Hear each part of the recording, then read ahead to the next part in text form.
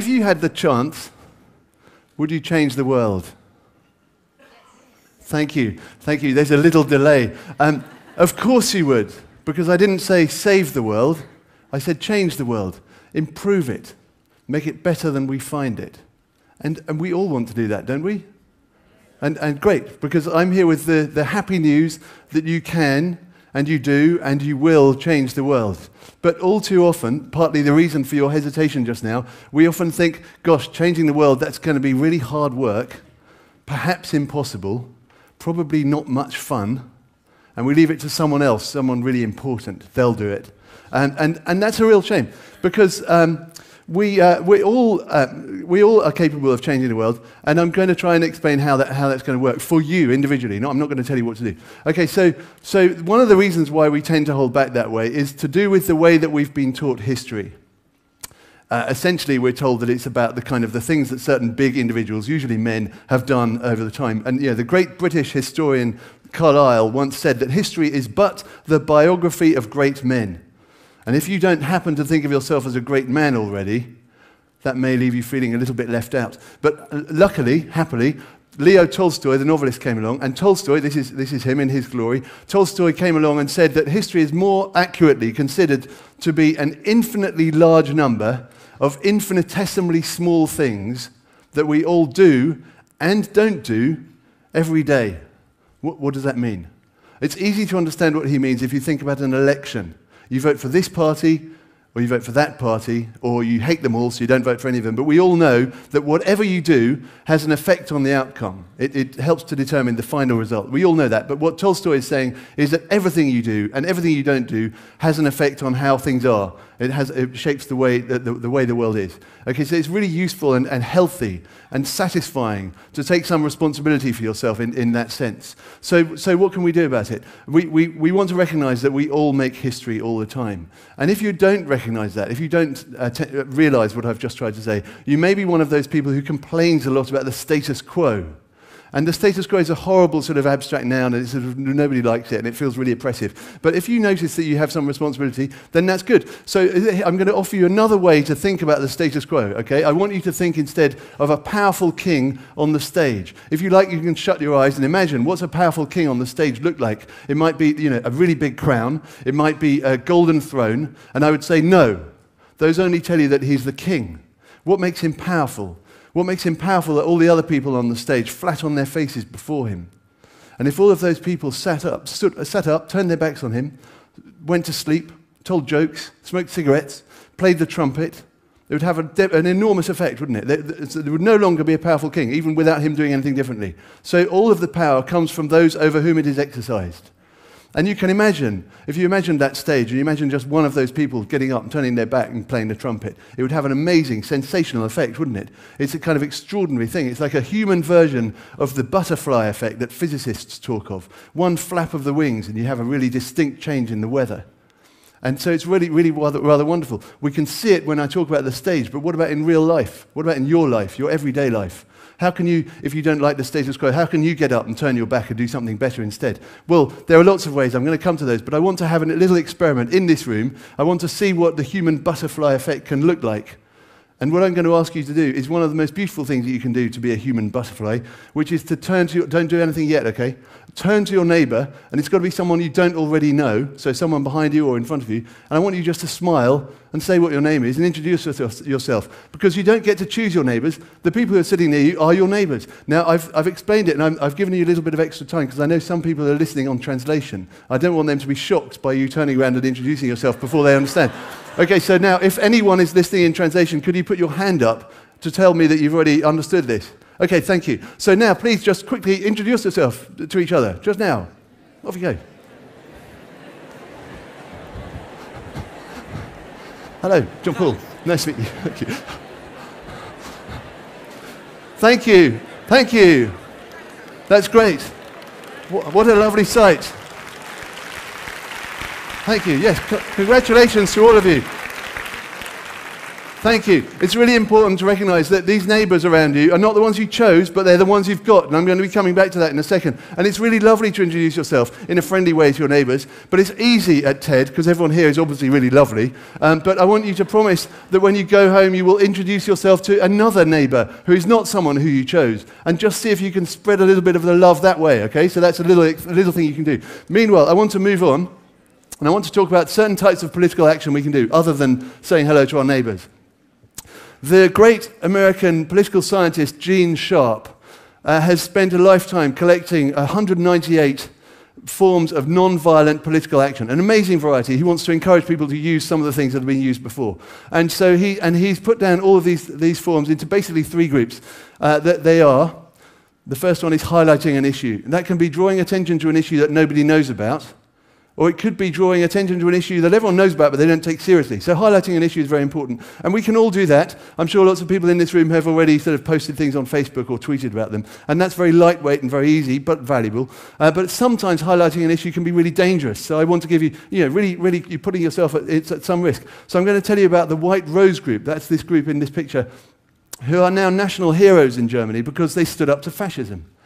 And they didn't want to be a part of what the Nazi regime were doing, so they sent letters to their fellow citizens. They wrote letters, they printed them on a machine, and they sent them at random to people throughout the country whose names and addresses they got from the phone book. Can you imagine the effect when you get one of those letters? And in order to give themselves the appearance of being a great nationwide network, they also, at great risk, traveled across the country with their printing press and with their letters, so they could send them from Dusseldorf to Cologne and from Dresden to Berlin and Munich, and you get the picture. And so that's what they did. So sometimes just highlighting an issue can be incredibly dangerous stuff. It can be easy, it can be dangerous.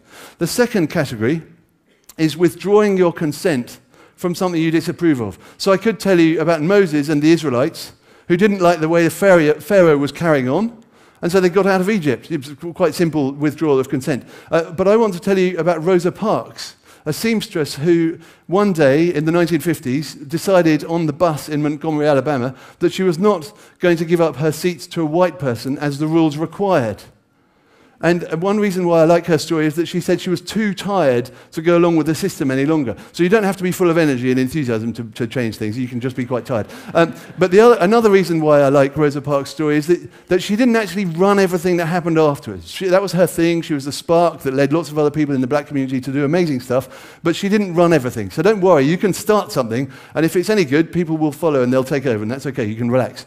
And the third thing I like about her thing is that it started with something very small. It's very hard to believe with hindsight that a lot of people at the time thought that what they were doing was campaigning to change the rules about where black people were allowed to sit on buses in Montgomery, Alabama. Yes. But actually, of course, their success and their ambition increased over time, so that within a very remarkably short period, they had desegregation across the whole of the United States, which is a previously unthinkable achievement. So you can start with something small, and you will become more ambitious as a result of it. So that's withdrawing your consent. The third broad category is building a better alternative to what is currently available. So I could tell you about Charles de Gaulle, who set up the French government in exile in the Second World War, but I want to tell you instead about, because he didn't like the one that was in Vichy, France, okay. But I want to tell you instead about my friend Richard Reynolds, who lives in a tower block in South London, in a rather unattractive part of London. He wouldn't mind me saying that. And he lives in a high floor, so he doesn't have a garden. And so one day he'd started to go downstairs and look around in the area where he lived, and he found bits of earth, and he would put plants down, and they weren't, and he wasn't a very good gardener, so some of the plants died, but he got better, and some of the plants survived. And then some of his friends joined in, and then complete strangers joined in, and then the local authorities said, you can't do that, it's not your land, but they carried on anyway, because they're guerrilla gardeners, you see, and Richard is the leader of the worldwide guerrilla gardening movement, and if you look him up online, he is Richard 001. But the thing is, the reason why I mention this story is that anything you do can be an inspirational example to someone else, okay, and Richard is an inspirational example, he's a leader. One other little thing I'd like to point out about Richard is his great blessing is he doesn't have a garden. If he'd had a garden, he wouldn't be a guerrilla gardener, would he? So the thing that you see as a lack or a shortcoming could be the thing that's really the making of you. So that's quite an encouraging thought, isn't it? So all of these people can be an inspiring example. I've taken great care to tell you about things like, desegregation or fighting fascism, which is sort of terribly important, but also to tell you about someone who just wants to do some gardening. Because when you're changing the world, it doesn't have to be changing the whole world in something that you perceive to be really important. It could be just changing your world in a way to make it better. And gardening is fine. So what are you going to do? I'm not going to tell you. Often we feel like we're impaled on a kind of a paradox. We really want to do something, but we have no idea what it's going to be. And one way to resolve that is to think about the things that you enjoy. And so I want you to think about that. The positive psychologists are people who got fed up with being negative psychologists and saying what's wrong with people. They wanted to find out what's great about people and share that knowledge. And so they did a test. One of the things they did, they sent out 2 groups of people to find out what gives people pleasure. And the first lot were sent to do hedonism, if you like, having a foot massage while eating chocolate. And the second group were sent out to do something meaningful to them. I'll come back to that.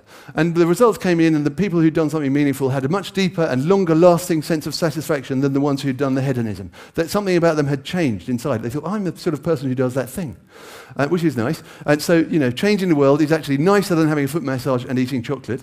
But the thing is, what is something meaningful? Well, you impose the meaning on what you do, not me. I can't tell you what's meaningful. I can give you an example. You could walk your neighbour's dog and feel really resentful and I really hate the whole thing and just not really be happy about it. Or you could walk your neighbour's dog because your neighbour's unwell and you know that they'd feel really, really happy for you having done it. And so you'd feel all puffed up with joy and you feel like a really great person. So the same thing can be either good or bad. You impose the meaning, not me. So you need to think what actually is something meaningful to you. And one way to do that is to ask yourself, what have you done in the past to make a difference that made you feel good?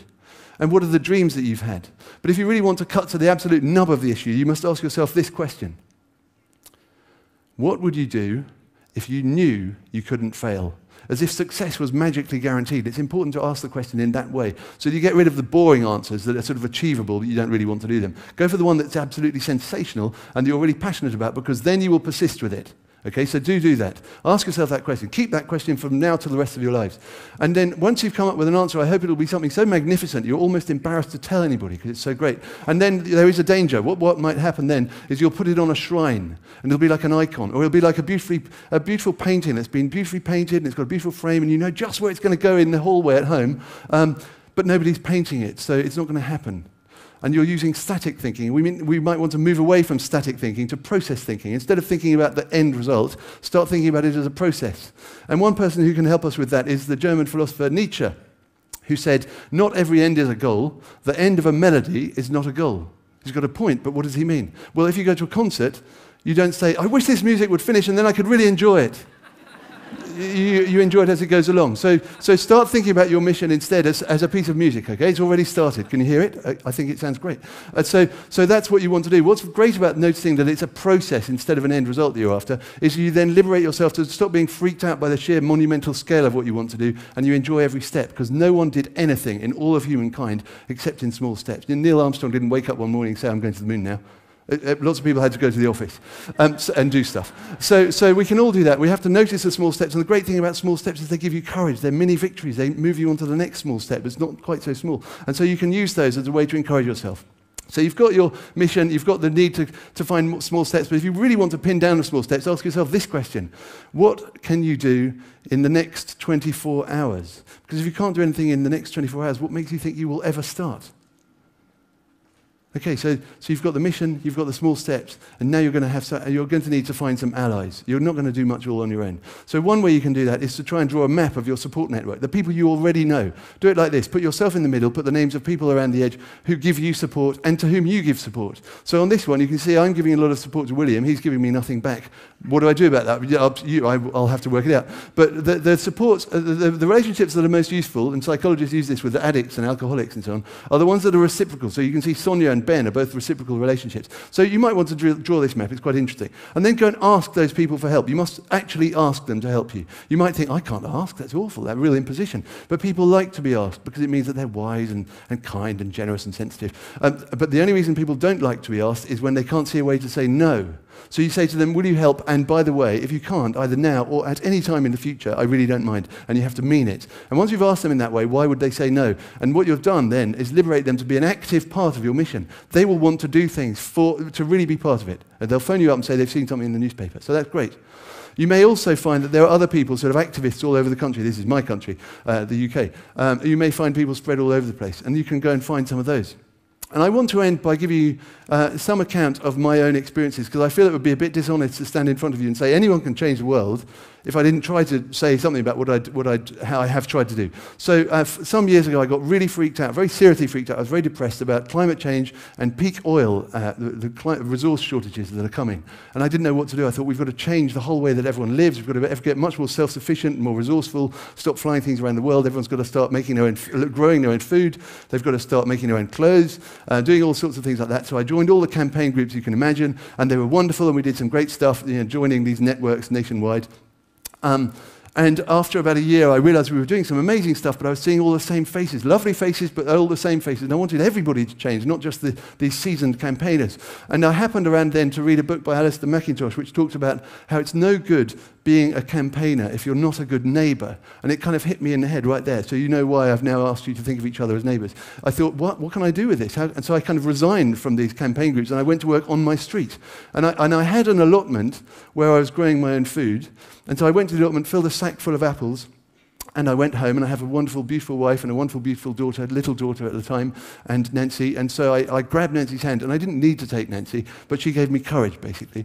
And so I took the sack and the apples, and carried Nancy along with me. And we knocked on every door, and people opened the door. And I said, I'd taken the risk that people, a man with apples and a lovely daughter isn't a big threat. And they opened the door, and they took the apples. And so that was nice, and I got to know people a bit better. And then the sneaky bit was 6 months later, but forgive me, because it came from the right place. I deliberately grew too many tomato seedlings, and I put them all in a box, and I grabbed Nancy's lovely hand again, and we walked along the street, and I knocked on the doors, and we said hello, and I thought, oh, Nancy again, and they said hello, and I said, oh dear, I've got too many tomato seedlings, and I gave it to them, and they took them. And I know for a fact that many people in my street that year, for the first time, started growing food, so I hadn't had to sort of freak them out about climate change or resource shortages. I just got them growing a plant. That was kind of the solution. So I was very lucky. It was possible in that way to find a happy solution that way. And Nancy drew a picture recently. This is a reenactment for you. So I had been lucky, and by chance I discovered something that's really important, which is you could try to emphasize the positive. Okay, because as the late philosopher Raymond Williams once said, the key is not to make despair convincing, but to make hope possible. You are on a journey. It starts now, and you might as well make it fun. Thank you.